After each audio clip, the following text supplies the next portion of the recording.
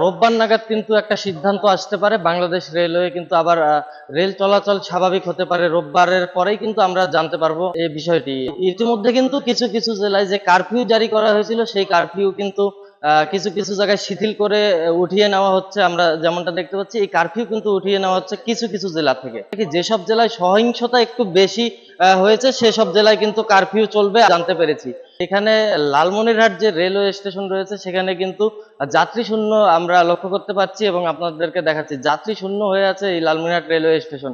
আমরা আশা করছি, আমরা যেমনটা খবর পেয়েছি, রোববার নাগাদ বাংলাদেশ রেলওয়ের কার্যক্রম আবার শুরু করা হবে এবং আস্তে আস্তে কিন্তু এই রেল যোগাযোগ স্বাভাবিক হয়ে আসবে। রোববার নাগাদ আমরা এই বিষয়টি জানতে পারবো। দর্শক, এখানে কিন্তু আমরা যেমনটা লক্ষ্য করতে পারছি যে কিছু আরএনবি রেলওয়ে যে নিরাপত্তা বাহিনী আরএনবি রয়েছে, তারা কিন্তু এখানে স্টেশনে আমরা কয়েকজনকে দেখতে পাচ্ছি লালমনিরহাট রেলওয়ে স্টেশনে।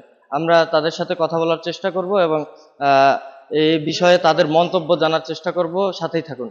আসসালামু আলাইকুম।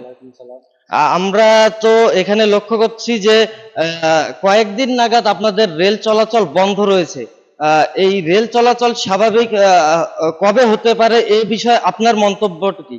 দেশের পরিস্থিতি অনুযায়ী আরো কিছুদিন সময় লাগবে, 2-4 দিন হয়তো সময় লাগবে, তারপরে ট্রেন চালু হবে। আমার চেয়ে ঊর্ধ্বতন কর্মকর্তারাই ভালো জানেন যে ট্রেন কবে চলবে।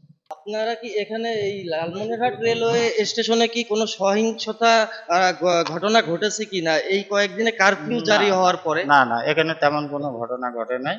এখানে আমরা সবাই সতর্কভাবে এখানে ডিউটি করতেছি। আপনি এখানে কি পদে কর্মরত রয়েছেন? আমি এখানে সেফাই পদে আছি। আরএনবি রেলওয়ে নিরাপত্তা বাহিনীর সিপাহী পদে আপনি আছেন। আপনার নামটা কি? সাফায়েত আলী। সাফায়েত আলী। ঠিক আছে, ধন্যবাদ আপনাকে। দর্শক, যেমনটা উনি বললো, তাদের যে ঊর্ধ্বতন কর্মকর্তারা রয়েছে, তাদের সেই কর্মকর্তারা বলতে পারবে এই বিষয়টি। রেল চলাচল স্বাভাবিক কবে হতে পারে? আগামী রোববারের পরে কিন্তু রেল চলাচল স্বাভাবিক হওয়ার একটি সম্ভাবনা রয়েছে।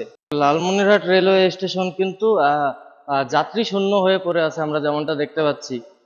এখানে কিন্তু প্রতিদিন যে ঢাকার উদ্দেশ্যে লালমনিরহাট থেকে উত্তরবঙ্গ থেকে যে ট্রেনগুলো চলে, এখানে প্রতিদিন কিন্তু আমরা লক্ষ্য করি এখানে শত শত যাত্রী, হাজার হাজার যাত্রী থাকে। কিন্তু এই কারফিউ চলাকালীন সময়ে কিন্তু আমরা লক্ষ্য করতে পারছি যে বাংলাদেশ সরকারের যে একটি নির্দেশনা রয়েছে, সেই নির্দেশনার পরিপ্রেক্ষিতে কিন্তু এই বাংলাদেশ রেলওয়ের যে ট্রেন চলাচল বন্ধ রাখা হয়েছে, সে বিষয়ে কিন্তু আমরা আপনাদেরকে আপডেট জানানোর জন্য আজকে এই লালমনিরহাট রেলওয়ে স্টেশনে এসে উপস্থিত হয়েছি।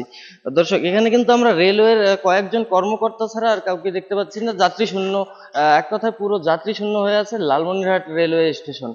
তো দর্শক, আমরা এখানে এই আরএনবি রেলওয়ে নিরাপত্তা বাহিনীদের সাথে কথা বলে আপনাদেরকে আজকে লালমনিরহাট জেলার রেলওয়ে স্টেশন থেকে আপডেট জানানোর চেষ্টা করলাম। এখনকার মতো বিদায় নিচ্ছি। আবারও প্রতিদিনের মতো আগামীকাল লালমনিরহাট জেলার যে কোনো এলাকা থেকে যে কোনো গোপন খবরের ভেতরের খবর সরাসরি আপনাদেরকে সবার আগে জানাতে আপডেট টিভির লালমনিরহাট নিউজে সরাসরি সংযুক্ত হব আমি, শেখ আনিসুল রহমান রাজীব। ততক্ষণ পর্যন্ত ভালো থাকবেন, সুস্থ থাকবেন, সতর্ক থাকবেন। কারণ আপনি যদি প্রতিবাদী হয়ে থাকেন, তাহলে শত্রুর বিপদের তীর যে কোনো সময় যে কোনো দিক থেকে ছুটে আসতে পারে আপনার দিকে। এখনকার মতো বিদায় নিচ্ছি। আসসালামু আলাইকুম, খোদা হাফেজ।